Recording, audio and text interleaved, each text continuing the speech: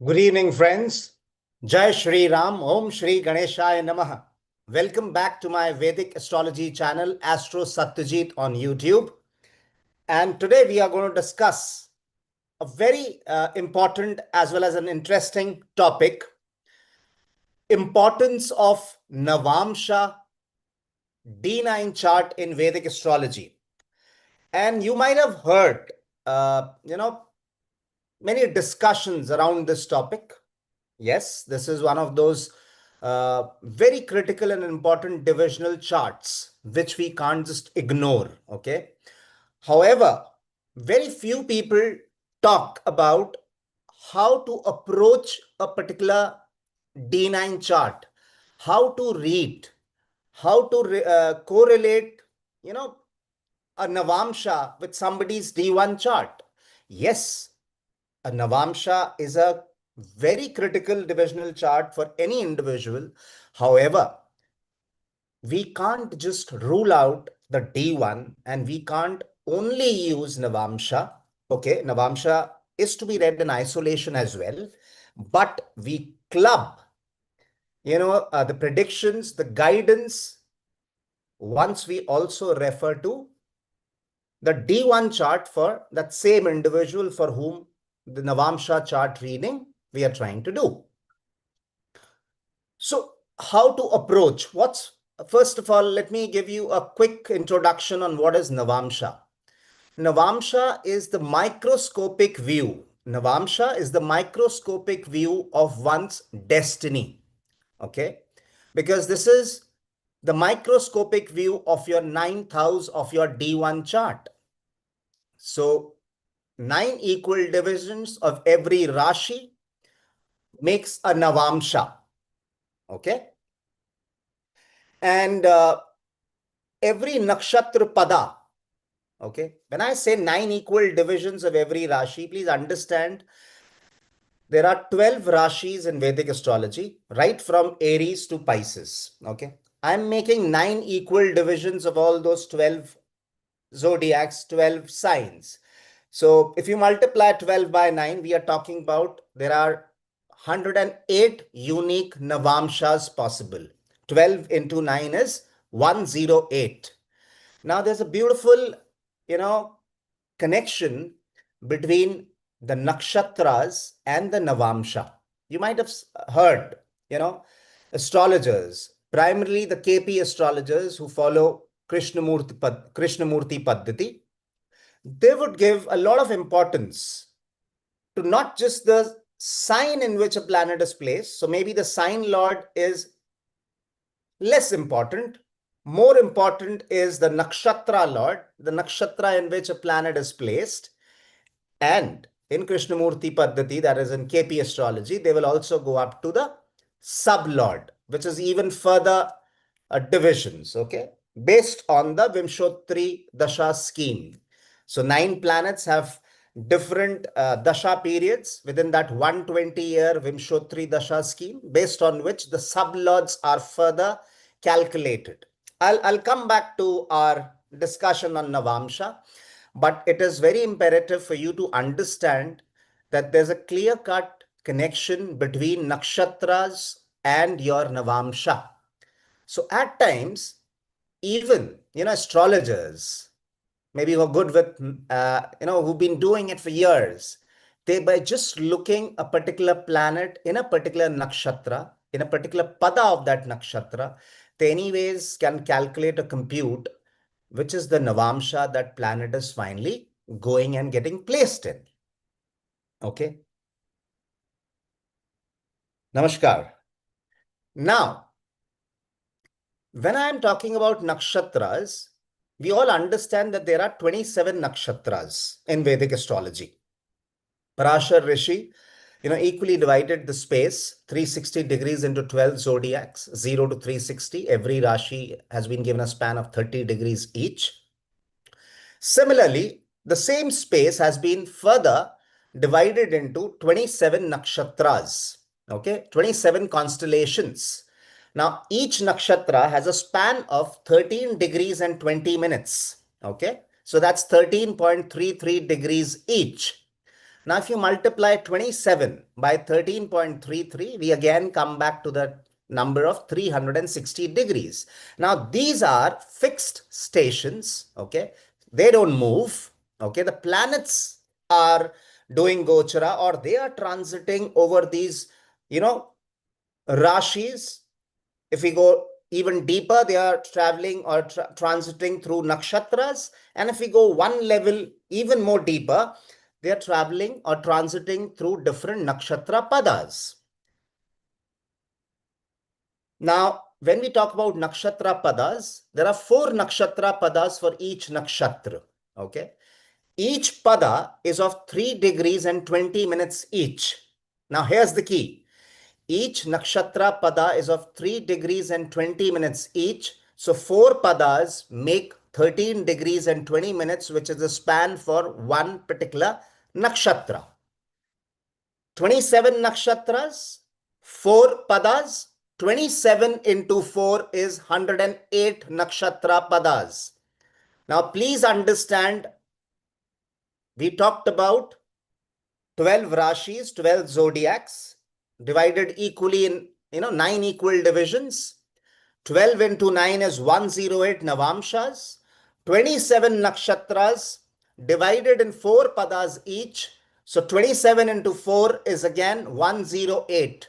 So these 108 nakshatra padas are nothing but the 108 Navamsas in which a planet gets placed in your D9 chart. I hope you're all with me, and pranam. And today, please understand this correlation or this clear-cut link between the nakshatra and the Navamsha tells us any particular planet may be placed in any particular Rashi, any particular zodiac in your D1 chart.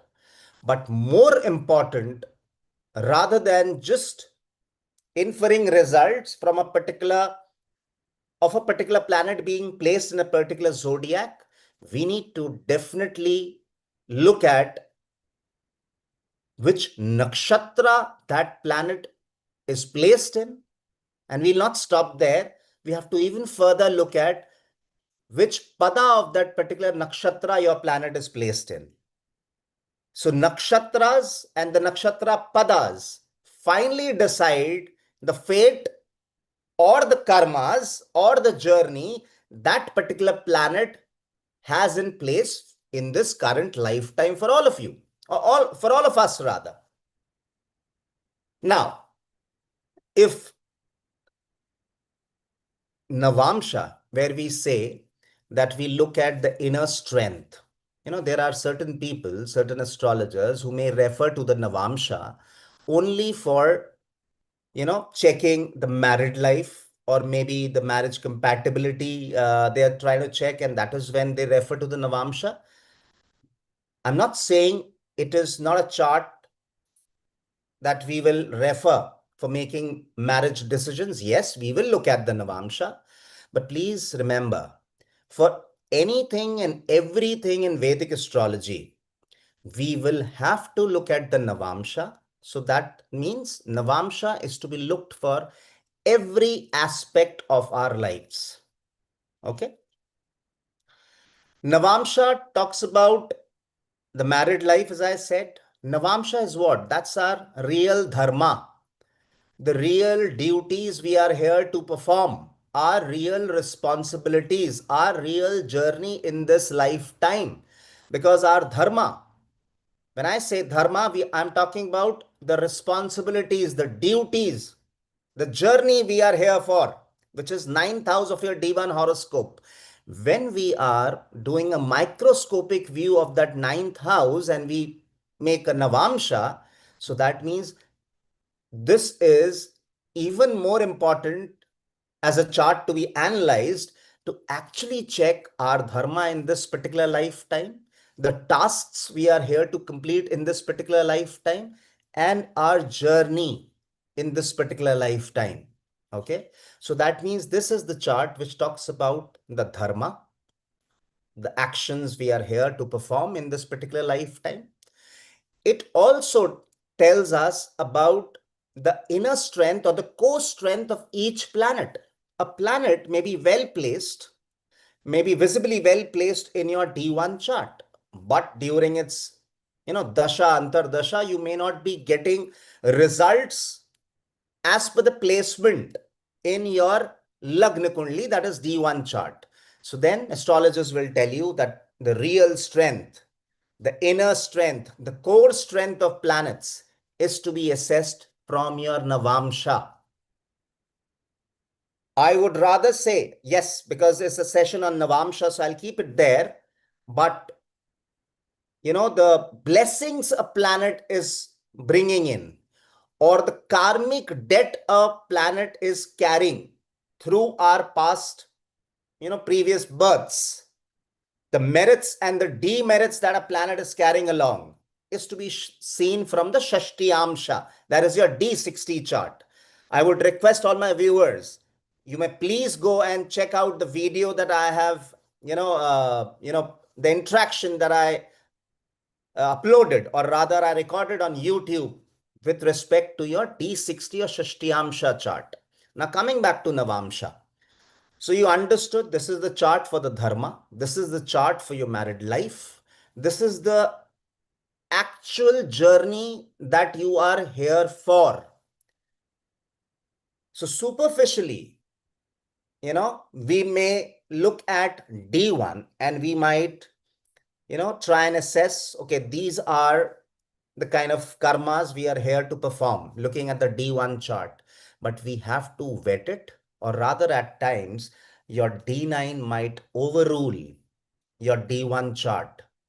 So understanding a planet in your D9 is extremely important, and we cannot give, or we cannot culminate to any prediction or to any guidance whatsoever unless and until this planetary strength, the planetary karmas, the planetary karak tattvas are assessed in the D9 chart.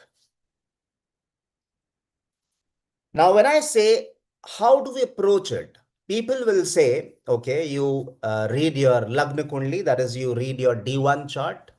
You look at the yogas which are getting formed in your D1 chart, validate if those planets are making those yogas, or of the same yogas are getting repeated in your Navamsha. Check for the planets which are sitting with, which are sitting comfortably in your D1 chart. Vet it in your Navamsha. Are those planets still having strength as per their placements in Navamsha? I'm not saying this is not the right way. Okay, this is the basic. We will look at, this is the first thing that we might look at, that a planet forming a good yoga in my D1 chart. We will have to go back, or we'll have to go further and look the planetary disposition or that planetary strength in our respective Navamshas to finally culminate, okay, this planet is competent to give results of that good yoga which the planet is forming in our D1 chart, because the Navamsha also is showing the same planet is sitting comfortably and is placed either in its own Rashi, maybe in the Rashi of its exaltation, or in a friendly Rashi.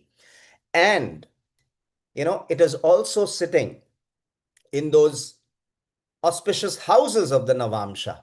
So the moment we talk about the auspicious houses, we are referring to the trinal houses, we are referring to the quadrants.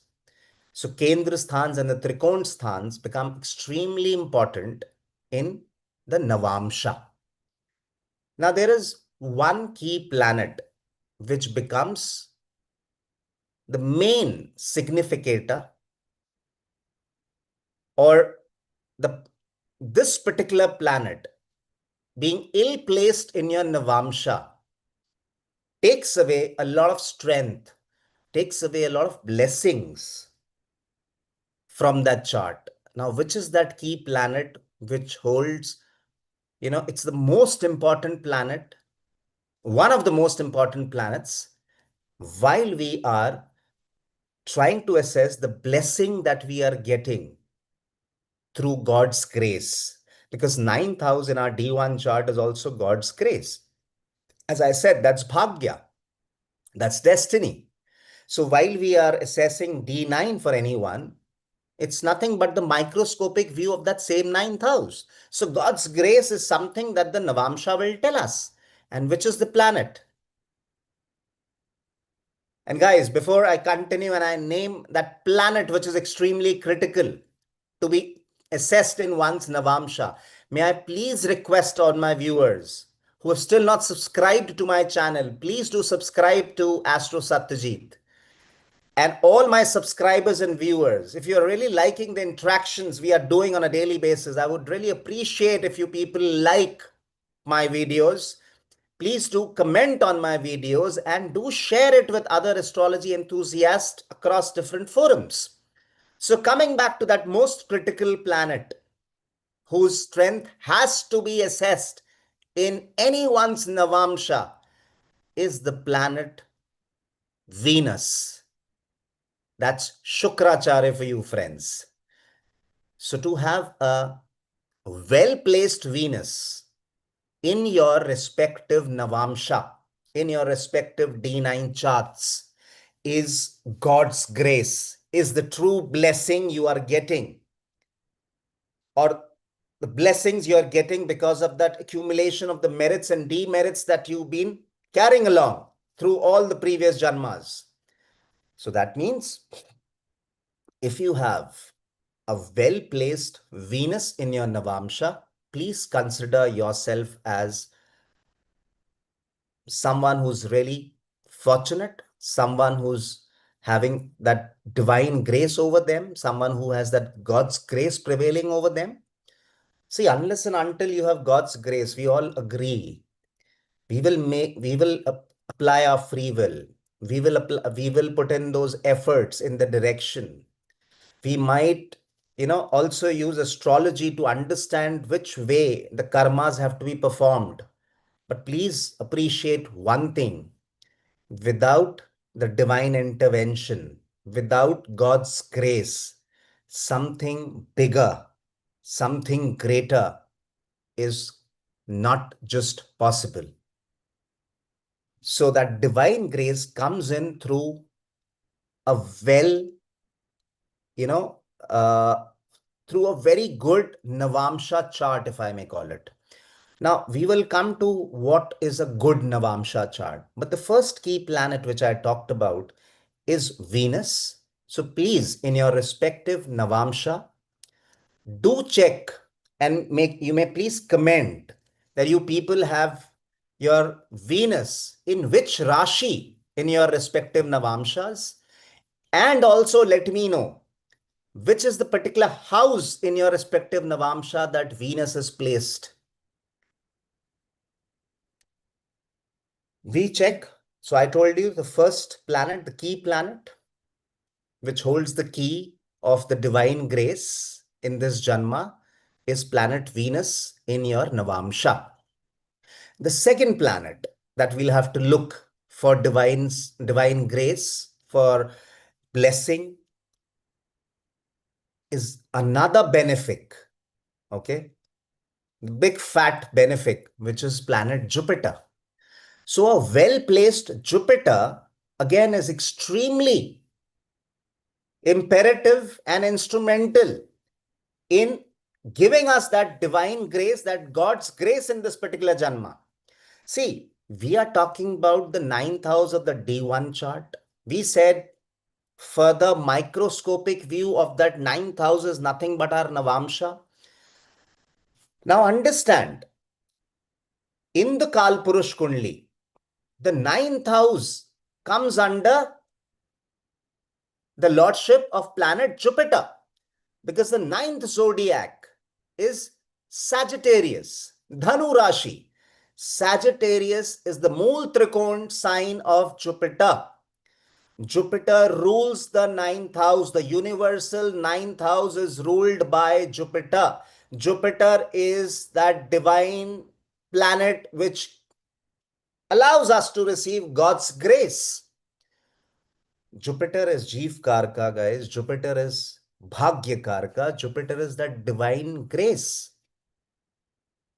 Now, when we are looking at the microscopic view of our ninth house and we reach the Navamsha, we have to look at Jupiter, Jupiter's position, Jupiter's placement in our Navamsha. And please understand this. We may find a well-placed Venus or a Venus being comfortably placed in our D1 chart. Okay. We might also have a well-placed or a comfortably placed Jupiter in our D1 chart. But when I am talking about divine grace, when I'm talking about God's grace prevailing over us and we doing something really bigger and something great, the enabling factor is these two planets within our Navamsha. So to have a very well-placed Venus and a very well-placed Jupiter in your Navamsha, it's like you're one of those, fortunate ones in this Janma. And that talks about a lot of Purva Punya, and you've been able to accumulate a lot of merits through your previous Janmas. And hence in this Janma, you have a well-placed Jupiter, simultaneously a well-placed, you have a well-placed Venus, and simultaneously you have a well-placed Jupiter in your Navamsha. And you need not, be concerned about what ascendant you are. Okay. We'll come to all those finer details that, okay, what lordships these two planets hold in my D1 chart? What lordships do these planets hold in my D9 chart? But irrespective of the lagna, irrespective of the ascendant of your D1 chart, irrespective of the ascendant in your D9 chart, having well-placed Venus and Jupiter in Navamsha is absolute pure God's grace.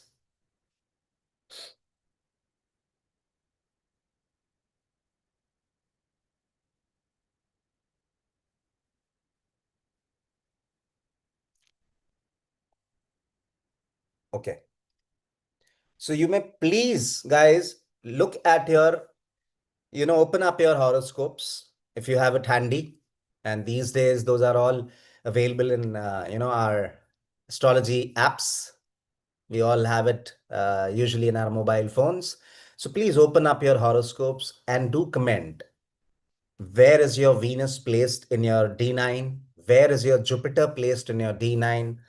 You know, which Rashi are they placed in? Which houses are they placed in? So Venus and Jupiter becomes extremely critical to assess the strength of one's Navamsha.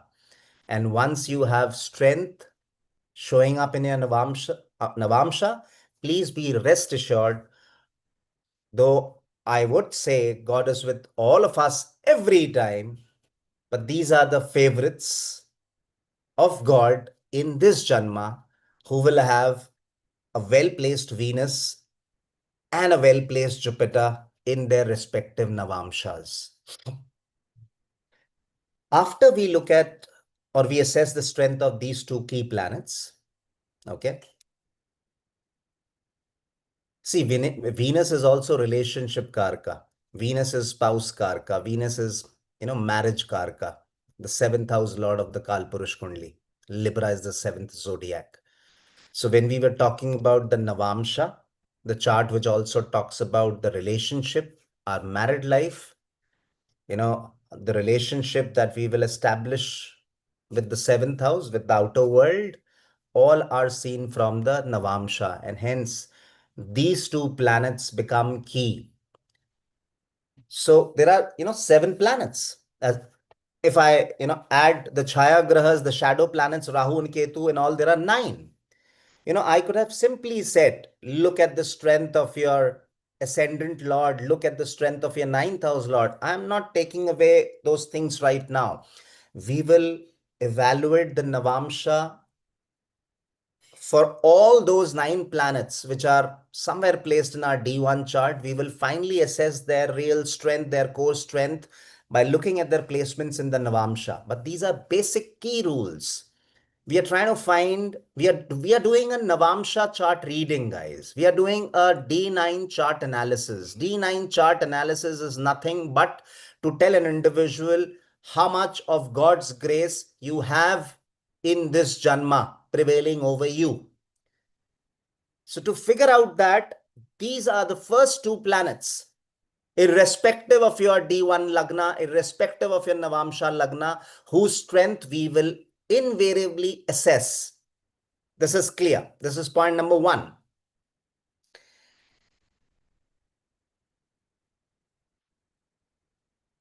Then, good, if somebody has an exalted Venus, fantastic. An exalted Venus is something, uh, maybe you people are fortunate to find an exalted Venus in their Navamsha.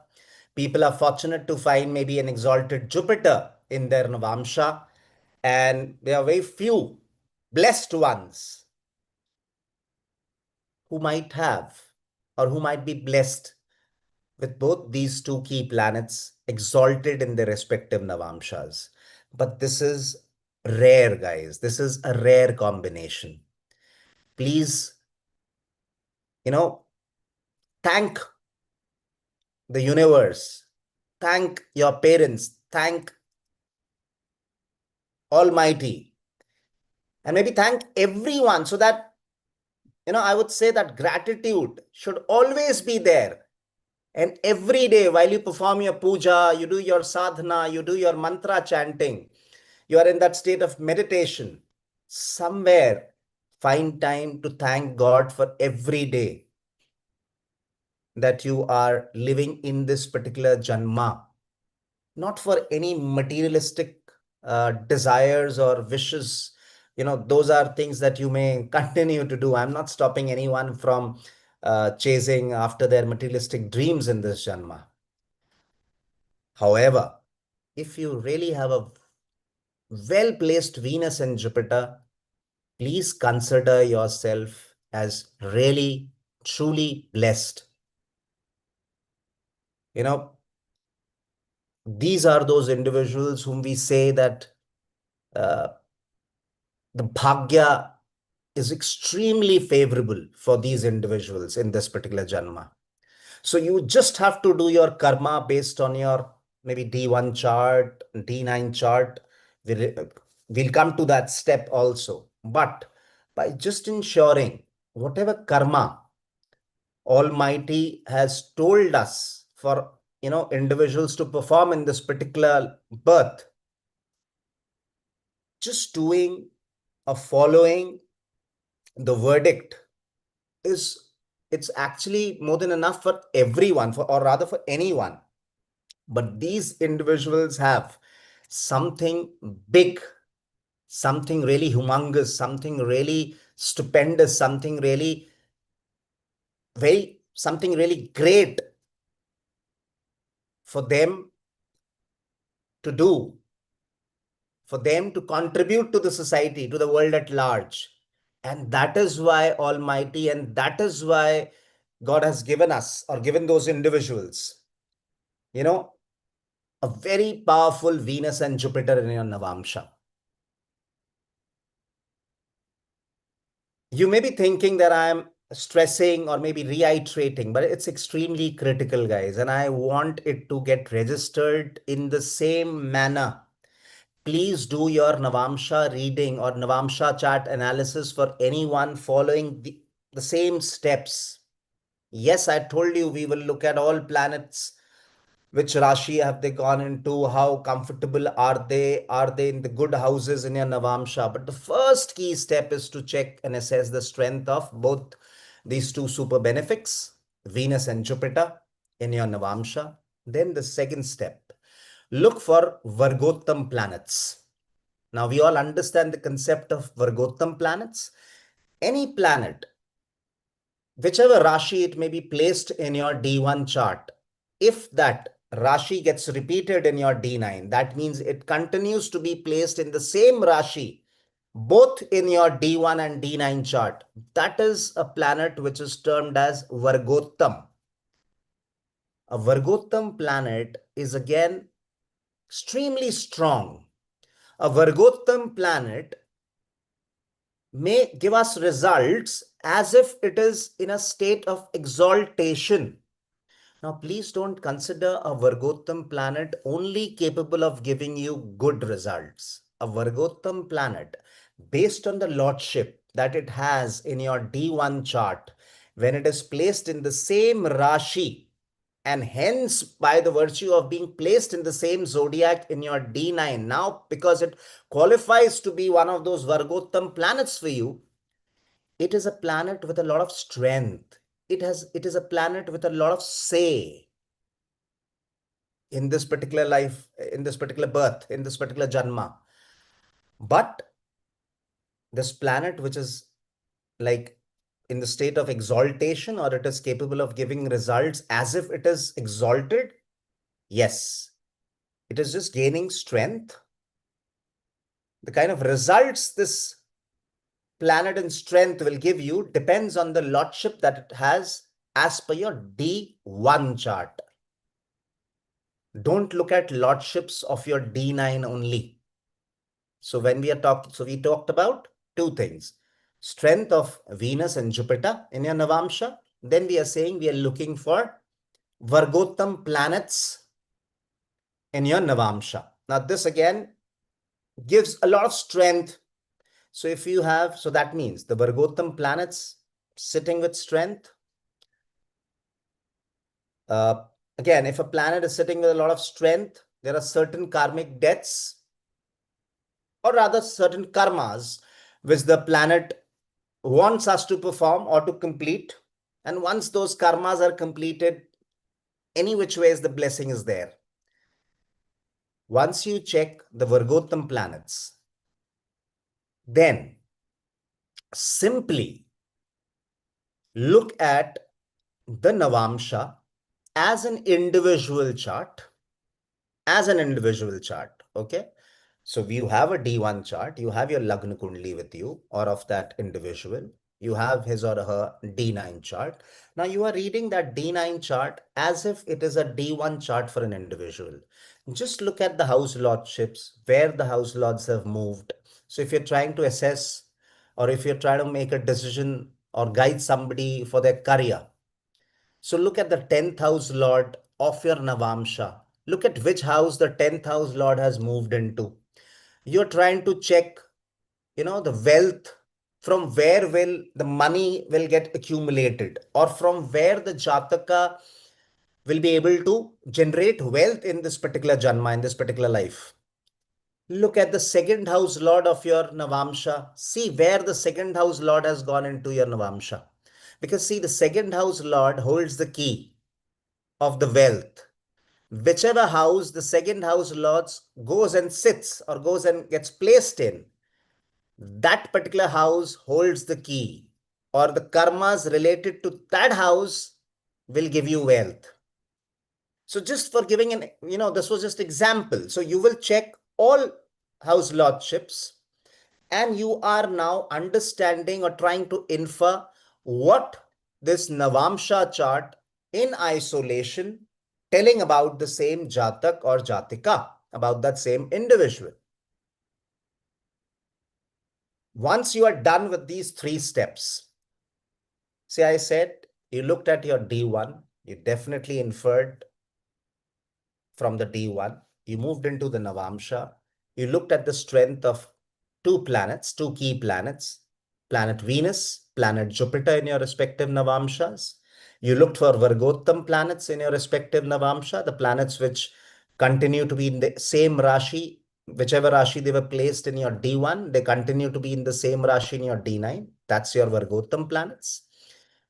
Then I said, third step, you are now reading this Navamsha as an individual horoscope, or rather a chart in isolation, as if you are reading someone's D1 chart.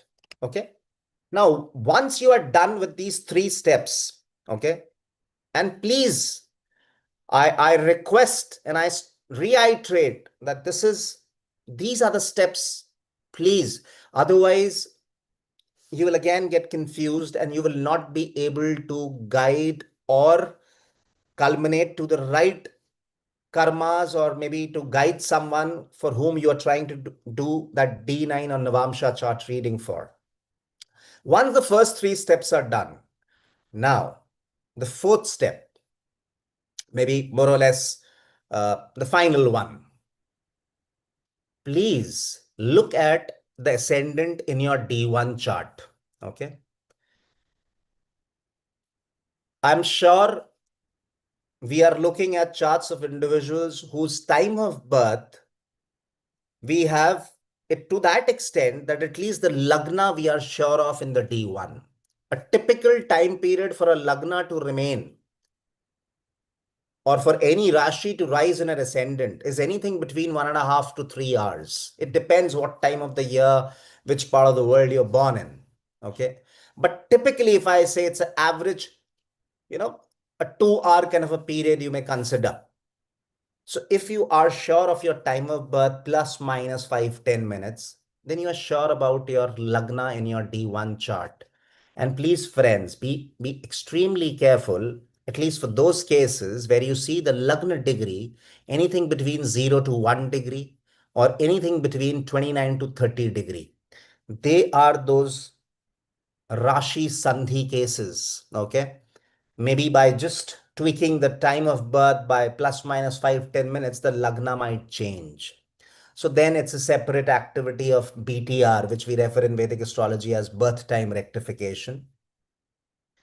And it takes a lot of time for people to be competent to do a birth time rectification. Yes, I do birth time rectifications also for my clients who are not very sure of the time of birth. And by God's grace, I've been able to really do it to the right minute at least. And that's absolutely God's grace. And I'm allowed to, correct someone's birth time, even to the extent of reaching that right minute, maybe. Okay. So whichever lagna, now the fourth step, whichever ascendant is rising in your D1 chart, okay, please rotate or make that particular Rashi or that particular zodiac as the ascendant of your Navamsha chart now. And then read that chart. This is a Lagna Tulya Navamsha. We have not changed or we have not touched the planetary placements in that Navamsha chart for whom we are doing this reading. We just rotate the Navamsha by making the ascendant of the Navamsha or the D9, whatever is the ascendant or the Rashi rising in your D1 chart. Again, few of us, a few of you, maybe again, blessed with a very strong personality or a very strong, I would say, mortal sharir and a very strong purpose with which you are born in this particular janma, who might have the same Rashi rising in their ascendant in their D1 chart, and the same Rashi is rising in the ascendant in their respective D9 chart as well. So that's a Vargottam Lagna.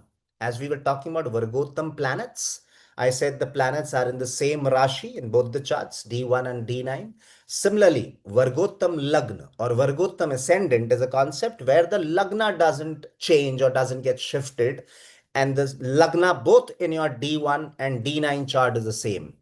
These are again those people who are blessed and people who have a very strong purpose in this material world that they have come for. It's very rare that they will digress from their actual path they are here to travel. If you have a Vargottam Lagna. Now, if you don't have a Vargottam Lagna, I talked about, you rotate your D9 chart and make the Lagna the same that you have in your D1. Now, this particular chart, which is called as a Lagna Tulya Navamsh, will give you a finer, more clearer picture of your Bhagya. This will give you a more clearer, finer picture of your Dharma that you are here to perform or carry out in this particular Janma. So guys, again, a quick recap. We are doing a Navamsa reading for any individual. First step, we look at the Lagna Kundli, the D1 chart. We look at the Navamsa now for that same individual. Yes, the first thing that we are checking in that respective Navamsa is the strength of planet Venus, the strength of planet Jupiter. Then we are looking for Vargottam planets in your Navamsa. Same time, you can also check if you have a Vargottam Lagna in your Navamsa. Third step, you are reading that Navamsa chart as a separate chart, as an individual chart. And then, if you do not have a Vargottam Lagna, a Vargottam ascendant in your Navamsa, you are making the ascendant of your Navamsa equal to the ascendant in your D1 chart and then reading this chart, which is the Lagna Tulya Navamsa. These 4 steps will exactly give you the dharma that you are here to perform in this particular janma. Other than these 4 steps, or other than exactly assessing these particular things in your respective Navamsa, I may say that there are there are certain finer things that we can look at in the Navamsa. Is a planet in Pushkar Navamsh. We look at, again, in the Navamsa. When I say a Pushkar Navamsh, these are those blessed, combinations where a planet gets auspicious irrespective of the lordship that that planet has in your D1 chart. So I'm not getting into those even finer concepts that we look at while we are doing a detailed Navamsa chart reading. But trust me, the first 4 steps that I told you, to that extent, if that extensively you follow, and you are doing a reading or you're trying to assess the real dharma, the real karma that this individual is here to perform, those 4 steps will suffice. Okay. I hope so far things are clear. Is there any confusions to whatever I, took you guys through? You may please comment if there is something, if something is not clear or you want more clarity to whatever I have explained so far. And this video is primarily to understand how a particular Navamsa for an individual has to be read. What is the approach to be taken? A very key chart. Everyone is talking about Navamsa, but very few of us maybe are going in detail to explain the Jatak or the Jatika, that this is exactly how you approach your Navamsa. This is exactly how you try and infer from your respective Navamsa. Because my objective here is, not to only, have consultations coming in. Yes, by God's grace, I am doing personal consultations, paid consultation, but these interactions on YouTube, just to objective, just to spread Vedic astrology to whatever extent I can. You may consider this is my soul dharma. This is my dharma. To learn, to teach, to spread the knowledge, this divine science of Vedic astrology across the globe. And this is that one small step that I've started in my life, and I'll continue this. So the objective here is to apprise each and every astrology enthusiast, or to enable every astrology enthusiast through these interactions over YouTube, that how can you yourself understand your real dharma, the real yagnas you are here to perform. If you remember, I had said somewhere in my previous videos that what is bhagya? Everybody has their interpretation that bhagya is nothing but destiny. Bhagya is God's grace. Yes, I understand bhagya is fortune, but I have a different definition of bhagya. Bhagya is the yagya, the yagnas that are in my bhag in this particular lifetime. So whatever yagnas Almighty has kept in my portion, in my kitty for this Janma is Bhagya. So Bhag and Yagya. You understand Yagya, the fire rituals, the Yagnas that the rishis used to perform for the Maharajas in the earlier days. That is how they used to please the different devtas, or they used to call upon the different devtas for them, for devtas to bless the Jatak and Jatikas. So those yagnas, I call them as yagya. Okay, that's yagya. So the yagya, which is in my bhag, that's my bhagya. So whatever is your dharma, whatever are the tasks Almighty has asked you to perform or directed you to perform in this particular janma, so that you end up with a blessed life. Okay, you really can realize what prosperity is in this particular lifetime. I'm not just talking about material success. I'm using the word very carefully. I'm talking about prosperity. And in the very beginning, we talked about divine grace, God's grace. That is what Navamsa tells us. And divine grace is only available to us when we follow the dharma. The dharma as told, as directed by Almighty through our Vedic horoscopes. So Navamsa is that critical. So Navamsa holds the key of, I may say, everything in Vedic astrology. But when I just make the statement, if I wouldn't have taken you through how that particular Navamsa is to be approached, how do you read that particular Navamsa? What are the steps to be looked at while we are trying to read and infer from someone's Navamsa? So today's interaction was exactly on those lines, friends. And I hope you will appreciate the kind of content and the kind of explanation, or the learning methodology that I'm trying to follow in these interactions. I'm trying to make it very simple. Okay, these are not those jazzy, edited and flashy videos. You might have seen I just simply come live on YouTube, and we are doing live interactions, and I'm taking up some critical topic, interesting topic of Vedic astrology, and just trying to teach you guys. Okay, with that, before I start taking few charts, maybe, okay, I'll take few live questions. And but before I do that, another announcement. Very soon, I am starting with my new batch where I teach Vedic astrology, and it's all online, friends. It's basically through Zoom classes, and my new batch is expected to start soon this month.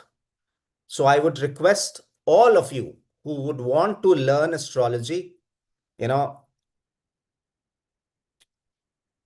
when I say learn astrology, the entire A to Z of Vedic astrology, the real Jyotisha and the complete Jyotisha. So my learning over the last 23 years, okay, maybe the experience that I gained through doing those multiple consultations that I've been doing since 2007. So it's been more than 18 odd years that I've been doing those personal consultations. Okay. And I started studying astrology, Vedic astrology from 2002. So after putting in the entire learning, all that knowledge, all that experience that I gained through multiple charts, through reading those multiple charts, I given that all to all my batches, to all my students who become a part of my astrology batches. And I love teaching Vedic astrology, uh, more than doing, those paid consultations, yes, which is bread and butter. And I now, for a living, this is my full-time vocation. I've given up my, long 23 plus years of my corporate career to do what I'm meant for.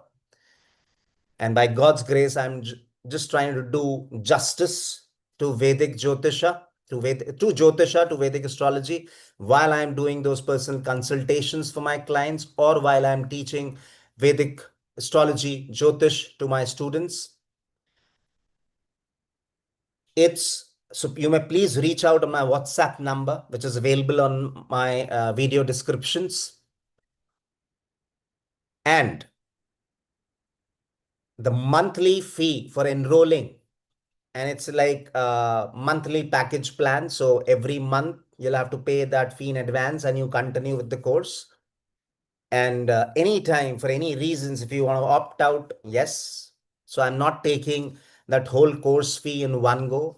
And the fee per participant, per student is 6,000 rupees only per month, wherein I will take 6 to 8 classes of 2 to 3 hours on during each session. And maybe the basic is covered in like 5 6 months. And as we go further, go deeper, the intent is to, you know, graduate you guys to a full-fledged professional astrologer. Now that's, uh, your bhagya, the karmas that are written for you. But irrespective of you becoming an astrologer and taking it up as a career option, just as I said, learning Jyotisha is important for every individual. I always aspire that if Jyotisha can become part of the formal curriculum for all our, students, right from their primary classes, because Jyotisha exactly will allow us. It's not about to know what will happen. It is to enable us to it enables us to know what we are here to perform, what we are here to do. That's more important. The karma is more important than the result of that karma. The result of the karma is only known to the Almighty. We astrologers, by doing astrology, by guiding our clients or students of astrology, by learning astrology, the objective is to understand what we are here to do in this particular janma. So guys who want to join in my batch, please reach out to my WhatsApp number, which is 99710 77155. And I said the monthly fee is 6,000 rupees only. And if there are any further details you want, yes, you reach out on my WhatsApp number and I'll, share those details with you. And I look forward, to new students coming in and joining in my, new batch, which is more or less by this month is when I'm planning to start. And it will be, the batch size, if somebody is curious to know, it's like 10 15 people per batch is what I keep. And that's what the number. So, and, those sessions, again, as I said, they are through Zoom calls. And it's not just a monologue or just a lecture that you listen to. It is actually an interactive session.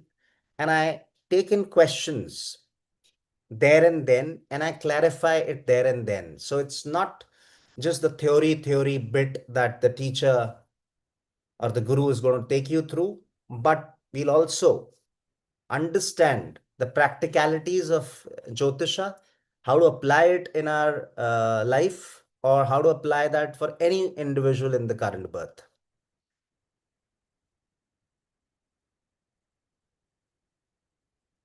Sorry, just I have been from start. For sure, I will take up your question, Jyoti Kohli. Okay.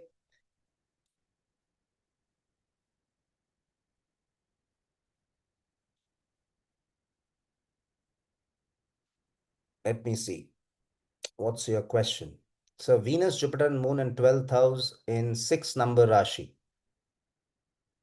Okay. Now, in the 12th house, if you have three planets, you have Jupiter, you have Venus, and you have Moon. Okay. So, Jyoti, because all these three planets are in Virgo. So now there are two things you should understand. Venus is in the state of debilitation in your Navamsha. Okay. Not a great thing for the Venus to be. Okay. It is bringing in that share of karmic debt in relationships in this particular Janma for you.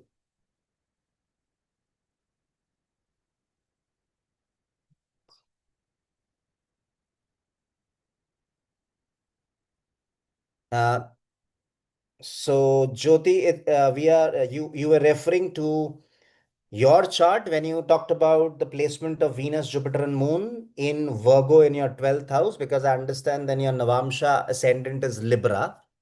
So is it your chart, Jyoti ji, or is it your daughter's chart? But irrespective of whose chart is it, as I said, first step I told you is we will look at what is the dignity in which Venus and Jupiter are in your Navamsha. So to have a debilitated Venus in your Navamsha is a difficult placement with respect to relationships. And so there's a lot of karmic debt the person is bringing in this Janma if they have a debilitated Venus in their Navamsha. Now, anything beyond this will not be the right thing for me to do. Not because you have not taken up that paid consultation from me, or there is a one question paid service also during these live sessions, which I do, which is just 510 rupees per question. But by just knowing this particular configuration, by not looking at the overall chart, so I am not sure of which is the lagna in the D1, how the planets are placed in your D1 chart, which Rashi is your, Venus placed in your daughter's D1 chart. But by just this particular query of yours, where you said you have Venus, Jupiter, and Moon in Virgo. So yes, it's a debilitated Venus, but there is one, God's grace, again, divine intervention, if I may call it. Jupiter is the lord of the Rashi in which Venus gets exalted. Now understand this. Venus is debilitated in Virgo. Venus is exalted in Pisces. Pisces is ruled by Jupiter. So there's a Nij Bhanga which is getting formed for that debilitated Venus because it is sitting with a lord of exaltation. Okay. Yes, is the 12th house, but 12th house is any which ways, maybe other planets, they might bring in some more amount of karmic debt or certain difficulties while they are placed in a difficult house, the Trik Bhava, the 6th, 8th, and the 12th. But Venus being an exception, uh, Venus being Digbali in the 4th house, but otherwise also Venus in the 12th house is a good placement for Venus to be. Because as I said, in the natural Kalpurush Kundli, 12th house is Pisces where Venus gets exalted. So in the case of your daughter, yes, certain things to be kept in mind, and it is very important for a detailed, maybe compatibility check to be done before, your daughter finally formally gets married to anyone, and even otherwise, not just marriage, any kind of relationships, slightly your daughter needs to be careful. And this I am just saying by the Venus being placed in its Rashi of debilitation in the Navamsha.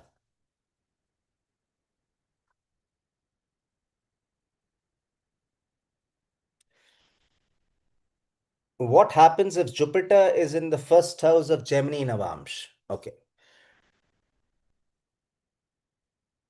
Now understand one thing. Jupiter in the Lagna, the best place for Jupiter to be, because Jupiter becomes Digbali and gets directional strength. So I will call it's a blessing that Jupiter is in your D9 Lagna, D9 ascendant. That's good.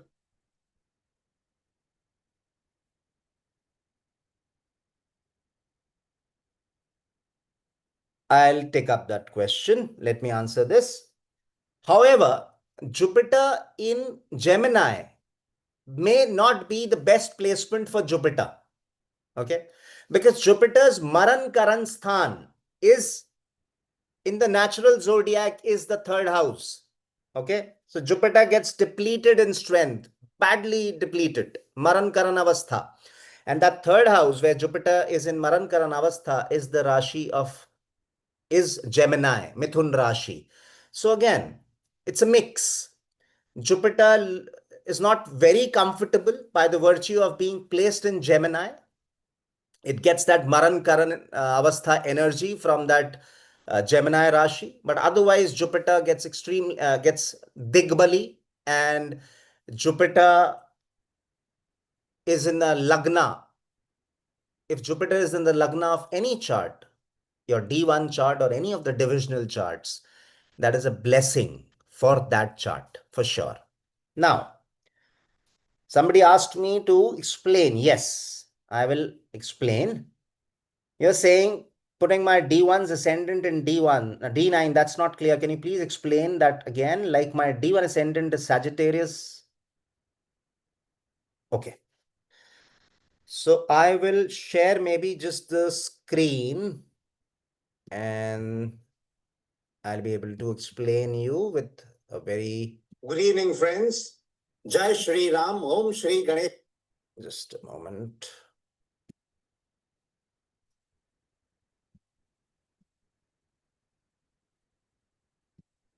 Let me share.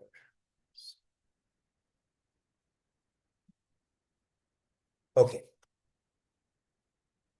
When I said Lagna Tulya Navamsh, let me take your example only as per your query. You said your D1 ascendant is Sagittarius. Okay. So let's say, irrespective of the planets being placed, okay, Sagittarius is somebody's Lagna. Okay. And your example, you said your Navamsha is a Scorpio rising. Am I right? When I talked about Lagna Tulya Navamsh, okay, these planetary placements are not yours, okay? Just to explain all of you how we make that Lagna Tulya Navamsh chart. So I'm explaining it. Someone with a Sagittarius Lagna, Sagittarius rising in their D1 chart, okay? They have a Scorpio rising in their D9, that is Navamsha. So definitely Sagittarius will fall in their second house in the Navamsha. I just said we will make Sagittarius as the first house, and this chart that gets formed is nothing but Lagna Tulya Navamsh. I hope now it is clear, correct? So whichever is your ascendant in the D1, we rotate your D9 chart, making that sign as the first house of your Navamsha, and this new chart that we form or make is nothing but Lagna Tulya Navamsh. Let me give you one example. This is Mahatma Gandhi's horoscope. He has a Libra rising. Okay, this is Libra rising or a Libra ascendant in his D1. He has a Taurus rising in his Navamsa. Okay. If I have to look at the Lagna Tulya Navamsa for Mahatma Gandhi, I will just rotate the chart making Libra as the first house or the ascendant. So I just make Libra as the ascendant in both the charts, because Libra is the ascendant in the D1 chart. I make Libra as the ascendant in the D9 chart. This chart that I get is the Lagna Tulya Navamsh for Mahatma Gandhi.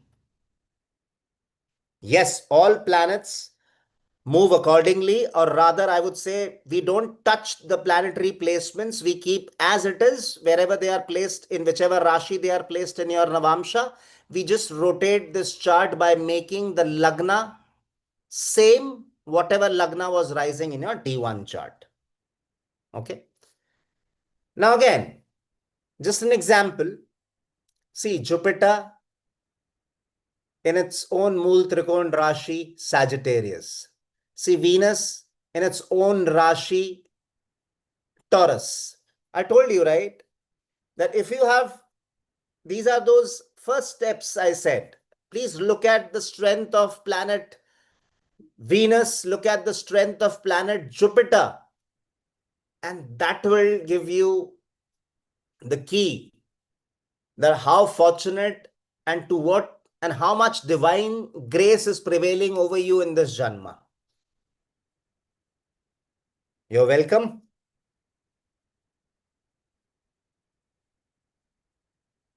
So